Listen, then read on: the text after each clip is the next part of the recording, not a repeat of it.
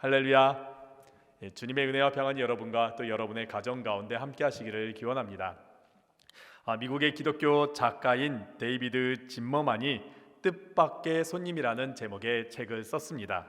책의 내용은 예수님께서 자신의 인생에 찾아오셔서 자신을 변화시키는 그 과정을 따뜻한 이야기로 풀어낸 내용입니다. 책을 보면은 그 소개하는 글귀에 이런 문구로 시작이 됩니다. 어느 날 갑자기 그분이 찾아오셨다. 그분이란 예수님을 말하고 있습니다. 정신없이 분주하게 살아가는 자신에게, 그리고 실패와 상처와 외로움 가운데 힘겹게 살아가는 자신에게 예수님께서 불쑥 찾아오셨다라는 것입니다. 그러면서 예수님께서 이렇게 말하십니다. 내가 들어가도 될까?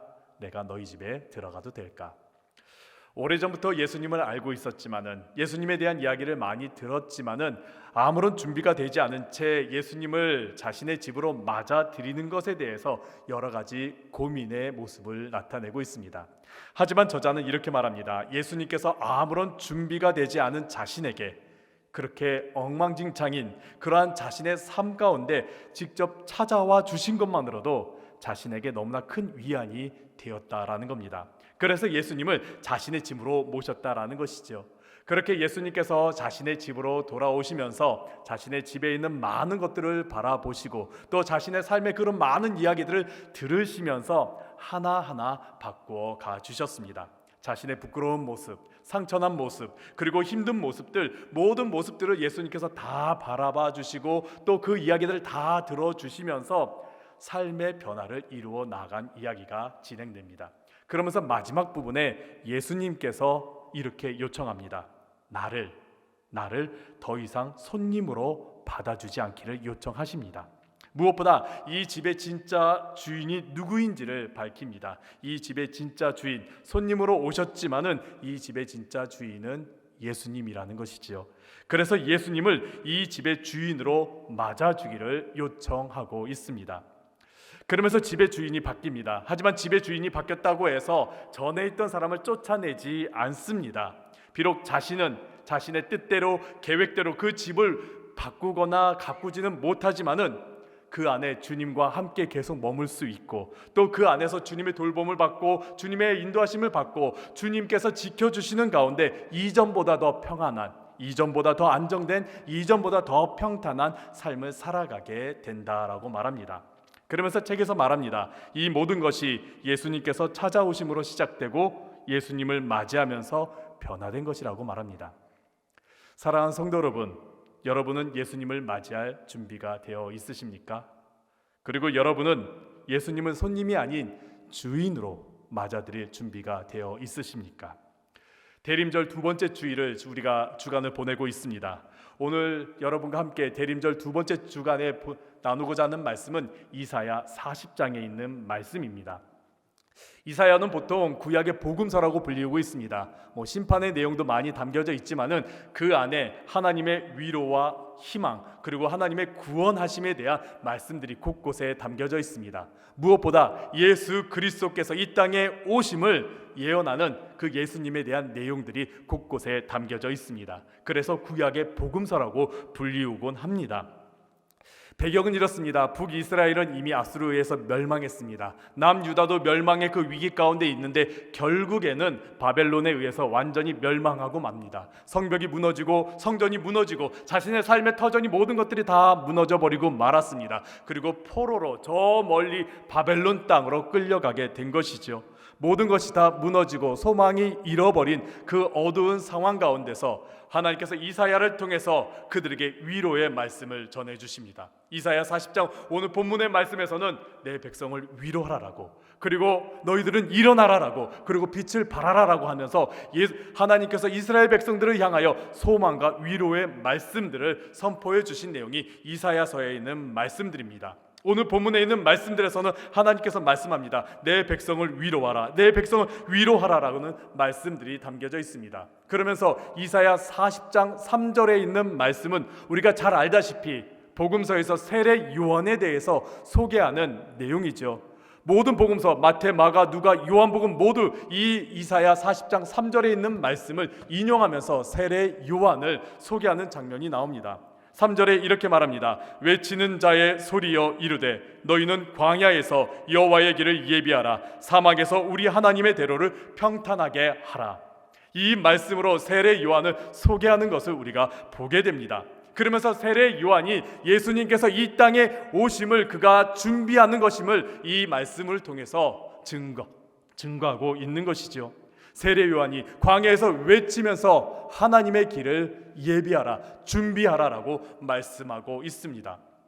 보통 왕이라든지 위대한 사람들의 오는 행차를 준비하는 것은 도시라든지 혹은 왕궁 곁에 그 길에서 준비하기 마련인데, 오늘 본문에 있는 말씀을 보니까 이렇게 말합니다. 광야에서, 사막에서, 사람들이 다니지 않는, 전혀 예상치 못한 그러한 길 가운데서 주님의 오심을 예비하라, 준비하라라고 말하고 있습니다. 화려한 곳이 아니라, 안정된 곳이 아니라, 든든한 곳이 아니라 황량하고 아무도 없고 메말라 버리고 부셔져 버린 외롭고 쓸쓸한 그러한 광야와 사막과 같은 곳에서 주님께서 오신다는 것을 준비하라라고 말하고 있습니다. 그런데 이러한 모습 어떻습니까? 광야와 사막과 같은 그러한 모습들이 어떻습니까? 우리의 인생, 우리의 마음의 모습과 너무나 비슷하다라는 것이죠.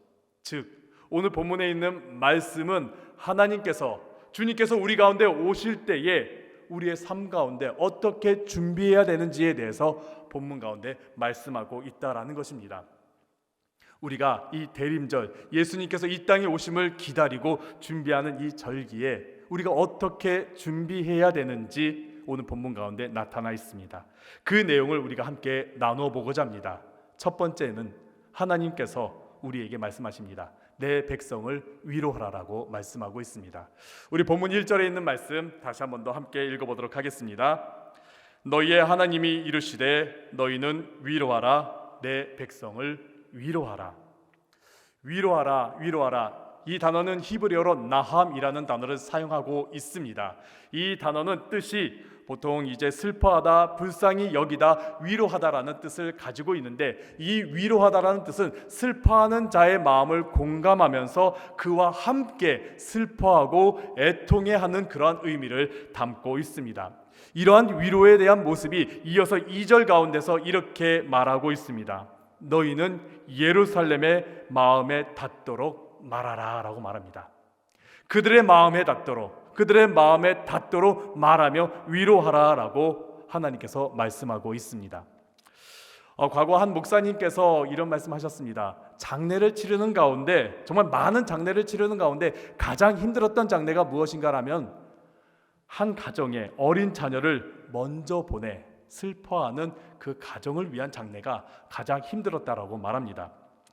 그러면서 그분이 말하기를 어린 자녀를 먼저 보내고 슬피 우는 그 어머니를 두고서 장례를 치르는데 어떤 말씀을 전하든 어떤 기도를 하든 아무런 소용이 없는 것처럼 느껴져 너무나 힘들었다라고 말씀하시더라고요. 말씀을 전하지만 그 말씀으로 말미암아 그 사람이 위로를 받는 것인지 아닌지, 정말 이 말씀이 위로가 되는지 아닌지 정말 확신이 들지 않아서 너무나 힘들게 그 장례를 치렀다라고 말합니다. 그런데 그때 한 권사님께서 다가오셔서 그 아이를 잃은 젊은 엄마를 끌어안고 울더랍니다. 그러면서 한 말씀을 하시는데 그 말씀이 목사님이 전했던 그 많은 위로의 말씀보다 더 큰 위로, 정말 큰 위로가 되었다고 합니다. 이렇게 말했다고 합니다. 이봐 세대 힘내, 나도 자식 둘을 앞세웠어. 우리가 예수님의 많은 말씀들이 우리 마음 가운데 위로가 되는 이유가 무엇입니까? 복음서에 나타난 예수님의 많은 그 이적들, 많은 예수님의 나타난 일들이 우리에게 위로가 되는 이유가 무엇입니까? 그것은 예수님께서 우리와 함께 하셨기 때문이지요. 예수님께서 아픈 사람들, 힘든 사람들, 외로운 이들을 직접 찾아가서 함께 하셨기 때문에 예수님의 그 모든 말씀들이, 또 예수님께서 하신 모든 일들이 우리의 마음에 다 위로가 되는 것이지요. 그러고 보면 마음에 닿는 위로라는 것은 외롭고 힘들고 아픈 나에게 누군가 먼저 찾아와 함께 할 때임을 우리가 알 수가 있습니다. 이 위로를 하나님께서 우리가 이 위로를 전하라라고 말씀하고 있습니다. 그러면서 오늘 본문 가운데 위로하라, 내 백성을 위로하라라고 말씀하고 있는 것이죠. 우리 그리스도인들은 예수님을 영접함으로 이미 먼저 위로를 받은 사람들입니다. 우리는 예수님을 나의 주인으로 영접하면서 우리는 그 예수님을 통하여서 위로받은 하나님의 백성들입니다.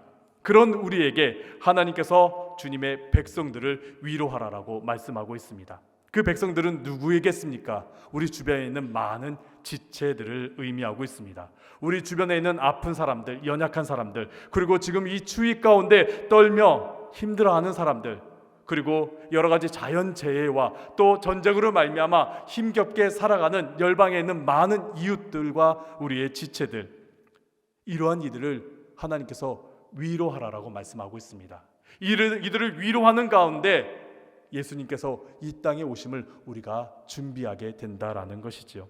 사랑하는 성도 여러분, 우리는 주님의 길을 예비한 그 믿음의 선배들에 의해서 먼저 주님의 위로를 받은 사람들입니다. 그리고 우리 또한 주님의 오심을 준비해야 할 사명자이며 그 사명으로서 우리는 우리의 주변에 있는 이웃들을 위로해야 합니다. 이 대림절 기간에 우리의 지체들, 우리의 이웃들을 위로하면서 예수님의 오심을 준비하는 여러분들 되시기를 간절히 바랍니다. 두 번째입니다. 하나님께서 우리에게 평탄케 하라라고 말씀하고 있습니다. 우리가 함께 4절에 있는 말씀 읽어보도록 하겠습니다. 골짜기마다 도두어지며 산마다 언덕마다 낮아지며 고르지 아니한 곳이 평탄하게 되며 험한 곳이 평지가 될 것이요. 이 말씀을 그대로 보면은 깊은 골짜기를 메우라, 높은 산을 깎으라, 험한 길, 그리고 정말 엉망인 길을 평탄하게 바르게 만들라라고 말씀하고 있습니다. 이 말씀 문자 그대로 보면은 이는 거대한 토목공사와 똑같은 내용입니다. 거대한 토목공사, 떠오르는 그 토목공사의 그 내용물들이 있습니다. 우리가 잘 알고 있는 7대 불가사의, 여러분들이 알고 있는 7대 불가사의 건축물들을 보면은 어마어마한 토목공사로 인해 이루어진 건축물들이 있죠. 시대마다 좀 다르지만은 피라미드라든지 콜로세움이라든지 만리장성과 같은 거대한 건축물들이 있습니다. 이러한 거대한 건축물들을 보고 있는다면 위대하다라고 여겨지지만은 그 건축물들을 만들기 위해서 정말 많은 사람들의 노동력, 정말 많은 사람들의 생명이 앗아가고 또 사용되었음을 보게 되지요. 그래서 그런 위대한 건축물을 볼 때마다 경이롭긴 하지만은 한편으로는 마음 가운데 씁쓸하거나 불편한 마음도 들기도 합니다. 하나님께서는 4절에 있는 이 말씀을 거대한 토목공사를 하면서 예수님의 오심을 준비하라고 말씀하는 것은 아니실 것입니다. 그분은 우리를 억압하기 위해 오신 분이 아니기 때문이죠. 예수님은 우리를 자유케 하기 위해서, 또 우리를 구원하시기 위하여, 우리를 회복케 하시기 위하여 이 땅 가운데 오신 분이십니다. 그렇다고 한다면 이 말씀의 의미는 과연 무엇일까요? 이 말씀을 1963년에 미국 워싱턴에서 마틴 루터 킹 목사님께서 많은 사람들을 앞에 두고 I have a dream이라는 명연설을 통해 하실 때에 이 말씀 4절에 있는 말씀을 인용하셨습니다. 이 4절에 있는 말씀을 인용하면서 그 마틴 루터 킹 목사님은 이렇게 말합니다.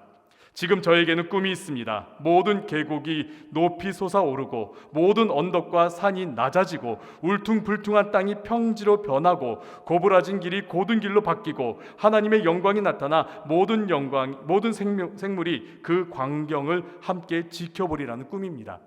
이 내용은 무슨 내용이냐? 당시 흑백, 그 흑인과 백인 간의 그 큰 갈등이 다 사라지는, 흑인 어린아이와 백인 어린아이가 함께 어울리며 함께 살아가면서 그 가운데 차별과 적대와 또 무분별한 폭력이 없는 공평하고 용서와 화해가 있는 그러한 세상을 꿈꾸며 말한 내용입니다.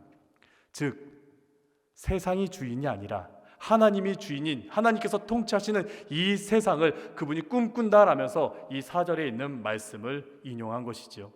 높이 솟아오른 언덕과 같이 높은 산과 같이 높은 곳에 있는 사람들이, 그 교만했던 사람들이 내려와 낮아지는 모습, 깊은 골짜기에 같이 정말 암울한 그런 상황 가운데 있는 슬퍼하는 자를 다시 세워주면서 평지 가운데를 이끄는 그런 모습, 공의롭지 못하고 정의롭지 못한 이 세상에서 하나님의 공의와 정의와 또 사랑으로 누구나 함께 걸어갈 수 있는 그 세상을 만들어야 하는, 하나님의 통치가 임하는, 하나님이 주인 되시는 그러한 세상과 그러한 삶을 이 4절이 우리에게 말하고 있는 것입니다. 그러고 보면은 이 4절에 있는 말씀은 간단하게 우리의 삶의 주인이 하나님이심을 우리가 고백하면서 믿으면서 살아가는 삶을 말하고 있는 것일지도 모릅니다. 2000년 전에 예수님께서 이 땅에 오실 때에 예수님의 오심을 만나지 못한 사람들, 또 예수님께서 이 땅에 오심에 대해서 가장 방해가 됐던 요소들이 무엇이 있습니까? 바로 내 안에 있는 교만함과 또 하나님보다 세상이 더 중심이 되고 더 중요한 세상의 주인된 모습으로 살아갔던 많은 사람들이 예수님께서 오심에도 불구하고 만날 수가 없었던 것이지요. 그래서 예수님의 오심에 대한 그 예언의 말씀을 알고 있음에도 불구하고 많은 종교 지도자들과 정치 지도자들이 예수님을 만나지 못했던 것일지도 모릅니다. 그렇다고 한다면 예수님께서 이 땅에 오실 때 만났던 사람들이 누구입니까?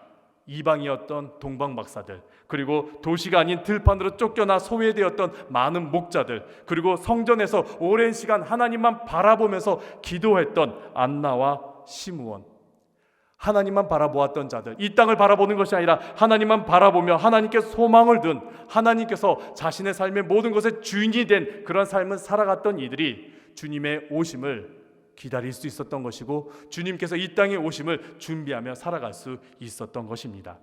그렇기에 우리가 지금 이 땅 가운데 살아가면서 이 대림절 기간 예수님께서 우리에게 다가오시는 것을, 우리에게 오심을 준비하는 것은 우리의 삶이 참다운 그리스도인의 삶으로서 변화되는 것일지도 모릅니다. 배우 박시은 성도님의 간증의 이야기입니다. 그분이 간증의 이야기를 들어보니까 그분은 모태신앙으로 성장했다라고 말합니다. 그러면서 그분이 어린 시절부터 열심히 교회를 다니면서 성장했는데 19살 때 이제 캐스팅이 되어가지고 남들보다 빠르게 데뷔를 하게 되었다고 합니다. 그러면서 빠르게 인기도 얻고 또 여러 가지 많은 활동을 하면서 세상의 성공과 인기에 빠져들어 살아갔다고 합니다. 그러면서 그때 자신의 신앙의 모습이 이렇다라고 고백하더라고요. 당시 나의 인생의 주인은 나 자신이었고 하나님은 그저 서포트였다라고요. 나를 도와주는 사람이 분이었을 뿐이라고요. 그렇게 신앙생활 하다 보니까 점점 교회를 빠지게 되고 또 하나님으로부터 멀어지게 되었다라고 합니다. 근데 그럼에도 불구하고 열심히 활동하다 보니까 많은 인기를 얻고 또 많은 성공을 얻어서 이 모든 것이 다 축복인 줄 알았는데 알고 보았더니 그것이 고난의 시작이었다라고 그분이 고백하더라고요. 점점 사람을 만나기 싫어하게 변해버리고 또 인기가 사그라들거나 일이 조금만이라도 없어지면은 불안해서 결국 우울증에 빠지고 말았다고 합니다. 그러는 가운데 아버지가 암으로 세상을 떠나게 되자 내가 얼마나 하나님으로부터 멀리 떨어졌는지, 내가 얼마나 깊은 나락으로 떨어졌는지를 발견하면서 그때 다시 하나님께로 돌아오기 시작했다고 합니다. 어머니와 함께 새벽 기도를 다니기 시작했고요. 또 그리스도인들 동역자들과 함께 여러 가지 정말 복음의 사역들을 하면서 살아갔다라고 합니다. 그러는 가운데 점점 회복되어지게 되었고 자신의 삶과 또 활동과 여러 가지 많은 모습들이 회복되어졌다라고 그분이 고백합니다. 비록 전보다 화려하지는 못하지만은, 전보다 많은 것을 가지지는 못했지만은 이전보다 다르게 모든 것이 평안했고 모든 것이 평탄한 삶 가운데 살아갔다라고 말합니다. 그 모든 것이 내가 주인된 삶으로 살아간 것이 아니라 하나님이 나의 모든 것이 되는 삶, 하나님이 나의 주인된 삶으로 살아갔기 때문에 내가 자신이 평안해졌다라고, 자신의 삶이 평탄해졌다라고 그분이 고백합니다.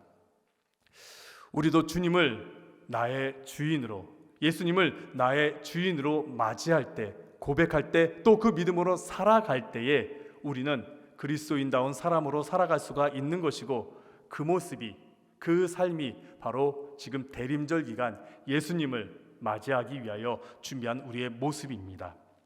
사랑하는 성도 여러분, 지금 우리는 예수님의 오심을 기다리고 준비하는 대림절 기간 가운데 살아가고 있습니다. 예수님은 우리가 완벽하게 준비되었을 때 오시는 분이 아닙니다. 우리가 분주하더라도, 우리가 상처받고 또 광야와 사막과 같은 그런 삶을 살지라도 그런 삶 가운데 길을 만드시면서 우리에게 다가오시는 분이십니다. 그런 주님을 우리가 이제는 손님으로 맞이하는 것이 아니라 나의 인생의 주인으로 맞이할 준비를 하시는 여러분들 되시기를 간절히 바랍니다.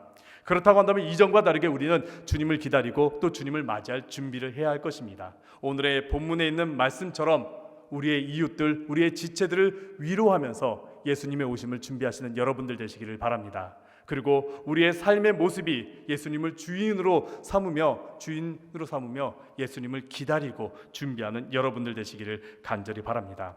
우리 주변에 있는 연약한 이들을 정말 아픔을 우리가 마음에 닿게 위로해 주시고 또 우리의 인생의 주인이 주님이심을 고백하면서 주님을 맞을 준비를 하며 이 대림절 기간을 보내시는 여러분들 되시기를 간절히 바랍니다.